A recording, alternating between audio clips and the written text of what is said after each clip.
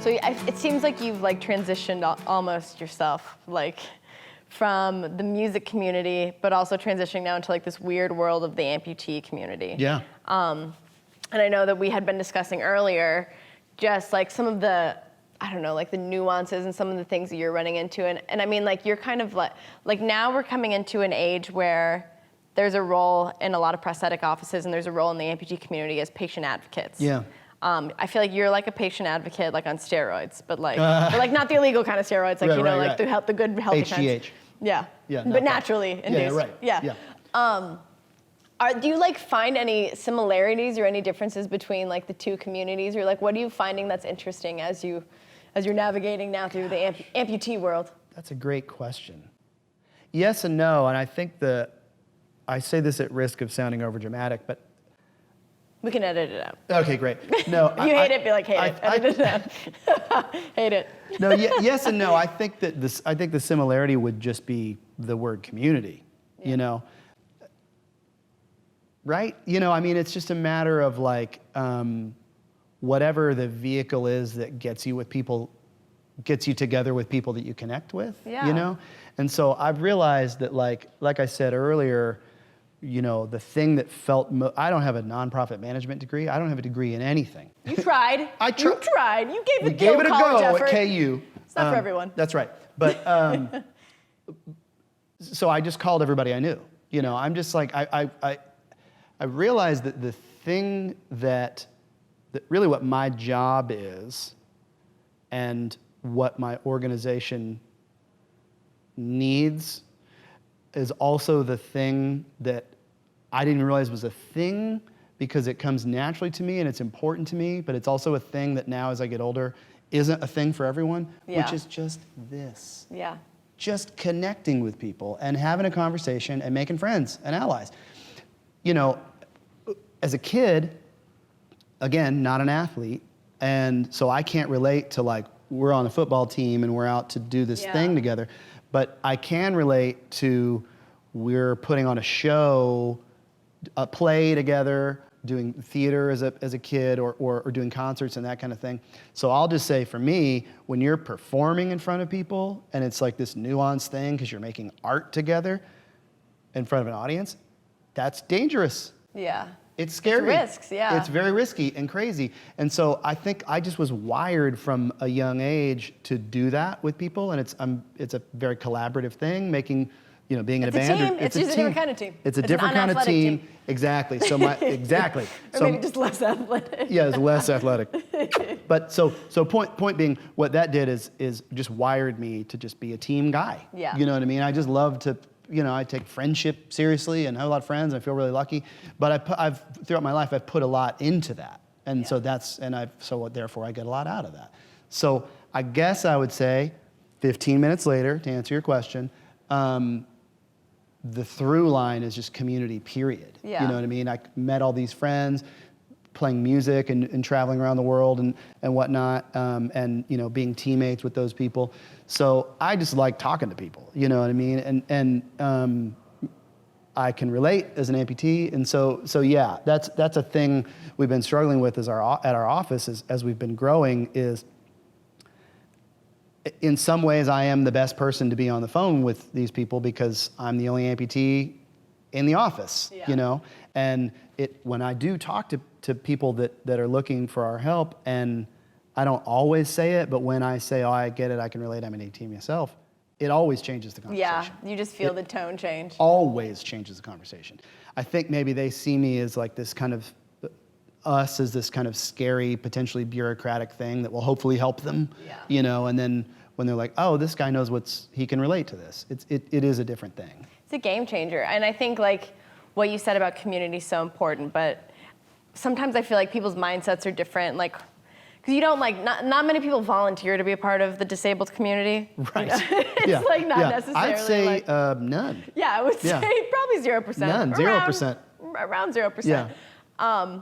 In music, it's like so many people come to sports, like so many people come together because of passion. Right. And disability in like the amputee community is so weird because people have to come together now because of circumstance. Right. And then you add on layers of like like cost of devices, like what people want to do, like how, like what's available to them. And yeah, I think that sometimes like the mindsets, like when you get groups like that together they're good and they're healthy, but it can be so different too. And like, that's why like what you do is so important and who you are is so important too, because like you're the legitimacy liaison between the two worlds. I gotta put that on my business card. That one's free. Oh, thank you. Thank you. That yeah, one's free. there's like people who get paid a lot of money to come up with things like that.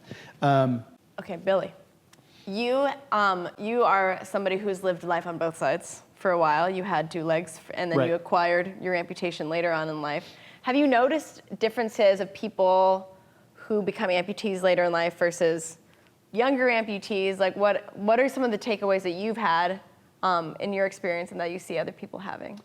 Yeah, I feel, back to the terrors of middle school. I just feel really lucky. It is like a weird puberty. So much. It's like a disabled puberty. I felt, I was single. I was 28-year-old single guy when I lost my leg. But I feel really lucky that I didn't have to go through puberty or growing up like that, just for me personally. I think it'd be different if it was congenital or it happened when how old were you? I was 9. 9. Right before puberty. I did my it both. Gosh. Bang, bang. So it's like It was not fun. Yeah, I bet, It was okay, but it was not fun. Yeah, so it's a different thing. So I don't know, I can just kind of speak to my trip on that, where I just am kind of like thankful that the timing of it played out the way it did, retrospectively. And all of the best things in my life really have come since then. Yeah, on the other side. Yeah, I met my wife like about a month after my surgery. Wow. So still going through chemo, totally bald, no hair, not even eyebrows. Yeah, there's no look you can really pull off of that. No, just like gray aesthetic. skin, one leg, like not a hot... Like broken E.T. That's how I always felt. Broken I was like, E.T. just Oh my God, it's cords so coming out of good. me. Yeah. Oh, yeah, exactly. Not a hot sell on the singles market. I did not come around in dating app days, but there would have been no swiping at all. There's nothing really that good, honestly. There would have been no swiping at all. So however that works. So yeah. Just lefts. Just lefts. Yeah. Lefts. Ironically, just left. Yeah. Just lefts. Right. So yeah, no, I just feel lucky that it kind of, for me, that it played out the way it did. I think that, and also I think being able to, the conversation that is kind of where I feel like I can be the most effective is maybe people, and I guess is one that I have the most often. So if somebody's like a senior citizen and they lose a leg, it's just a different conversation of like, your whole life's ahead of you. Look at all the great things that have happened to me since then. It's a different conversation. So I just kind of relate to the people that are like I feel like I'm just getting started, at 42 years old. And so I don't know if that makes sense. I just feel like that. Time is a construct designed by man, Right. Yeah, Clocks. It's fake. It's just the Matrix. Yeah, exactly. So yeah, I'm just feel lucky that it happened the way it did. Yeah. And the timing of it, and the wife came and the kids, it looked like because of chemo that wasn't going to happen for us, and it has, thank God. So yeah, I'm just a lucky dude. It's weird because it's like when you're going through something horrible and tragic, like cancer, like losing a limb, like you don't necessarily look for the lessons. You're like, let's just get through it. Like let's just get That's this done. exactly Let's just how I live. was. And then as the years progress, you find so much beauty and depth Along the way. Yeah, yes. I couldn't have said it better. So yeah, it's. Well, we're not that different, you and I. Yeah. We're like cancer buddies. That's right. Sea, earth, all in the same day. We are one. We are one.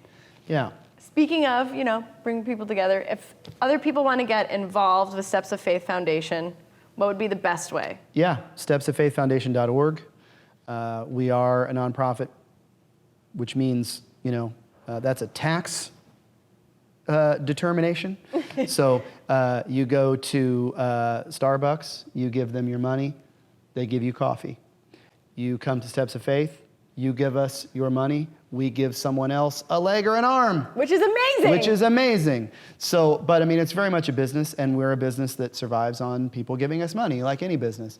And so people often ask how they can help. Really, the most what I say to most people, with the exception of sitting in the office of my favorite prosthetic manufacturer in the world, I would say, is to donate. You know, all the cliches about every dollar counting are really true. It's really true. And you know, if you want to make a really big impact, donate any amount of money every month. Like, think of how much money you spend. Plus, then you get a tax write-off when you donate. Of course, exactly. To a nonprofit. Yeah, That's so great. you also get that. So Taxes yeah. are the worst. They are the worst. If you can write something off, Yeah. right away. It is a tax deductible donation, and yeah, I mean I can say without exaggeration that by donating to this organization, you are quite literally restoring mobility and possibilities for quality of life for quality people. of life. Yeah, you know, I mean, you know this. It's like it's not just oh well, that's convenient, now I can walk. You know, it's like the 360 mind, body, spirit, how you feel. If I had to come in here on crutches with no leg, I would get in here. It would be harder, but I also would just feel different. Yeah. I just would be feeling differently. You know, I don't hide this or anything like that, but I don't think like a handicapped person very often because I don't feel like a handicapped person very often. And that is quite simply because I have access to the right tools, you know. And so, I mean, having a sea leg allows me to really do everything I did before. I wasn't a runner, I wasn't an athlete, kudos to you. But, you know, I was able to play drums and get around. And so, you know, I'm just, not only the timing of my life, like I said, I'm thankful that I was the age I was and that kind of thing, but just that we're alive in this time instead of, you know, the Civil War or the 80s or whatever, you know, where Ottobock is making these, you know, robot legs. And I think that, I mean, you're so right. I think that nobody should ever enter into like an unknown territory, like a new restaurant, a building or something like that, and be afraid that they're going to run into something that they can't traverse through, that they can't literally be mobile enough to get through. And that's like, that in and of itself is important. Yeah, absolutely. So yeah, I'm really thankful for Ottobock and the amazing things they make and how that helps people like us to traverse whatever the heck we want. To traverse, to keep traversing. Yeah. So Steps of Faith is you know, we allow people to feel the way you and I feel. Yeah. And that's a beautiful thing. So, Absolutely. StepsOfFaithFoundation.org. We're on all them socials. All of the socials. All of the socials. So am I, on occasion. Billy Brimblecom. Yes, Billy Brimblecom. Yes. Jr. That's right. Thank you so much for stopping by. Thank you. This has been such a treasure. Yeah. You are thankful for, you know, prosthetics, but I am thankful for you in this conversation. You're the best. Come on. Ooh, that was a spicy high five. Solid. All right. Well, thank y'all for watching. Check back later.